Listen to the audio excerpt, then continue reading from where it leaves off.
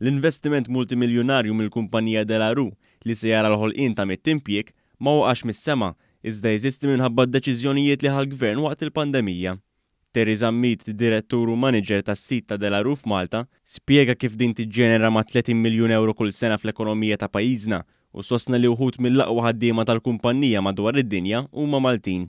Iva, għandna impjegati kif forsi għadna qabel li l-hom magħna mill-bidunet, għaw impjegati li l-hom 45 sena, għandhom esperjenza kbira, esperjenza li hija infittxa minn postijiet madwar id-dinja. Meta jinqala xi problemi madwar id-dinja postijiet oħra, aħna nibagħtu l-impjegati tagħna jgħinu il-faċilitajiet oħrajn li għandha Delaru u l-istess isir bil-kontra. U dik il-kollaborazzjoni hija importanti anka biex nuru l-kapaċitajiet li għandna aħna bħala Maltin ġewwa Malta u anka biex jgħinu jiġi dan l-investiment. Il-Ministru għall-Ekonomija Silvio Xkembris qal li dan l-investiment ma ġiex b'kombinazzjoni, iżda l-Gvern kien ilu jaħdem sabiex din il-kumpanija jkollha dak kollu li għandha bżonn biex taħdem u tikber fi xtutna. Niftakar tal-pandemija fej pajjiżi oħrajn kienu qegħdin jagħmlu lockdowns, kien hemm il-biża li anke hawnhekk kien ħajkun lockdown u allura din il-fabbrika kienet ħatalaq il-produzzjoni tagħha. Dak iż-żmien bħala Ministru tal-Ekonomija ta' dikjarazzjoni bil-miktub lid-dirigenti ta' Delaru li jekk f'possibilità jkun hawn lockdown dak iż-żmien il-prodott tagħhom kien ħajibqa' meqjus bħala essential service u allura ma jiġux effettwati. Dak iż-żmien kienu wkoll iż-żmien fejn id-Delaru kienu qed jiddeċiedu jekk jinvestux u jkabru hawnhekk jew pajjiż ieħor fl-Asja.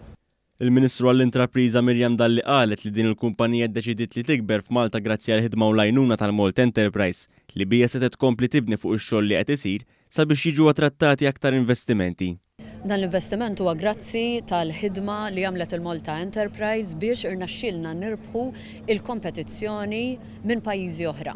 Il-fatt li Delaru qiegħda tinvesti f'pajjiżna u qed tinvesti b'dan il-mod juri l-fiduċja li għandhom l-investituri barranin f'pajjiżna f'din il-gżira, fil-tim ta' Malta u fil-ħila tal-ħaddiema Maltin u Għawċin.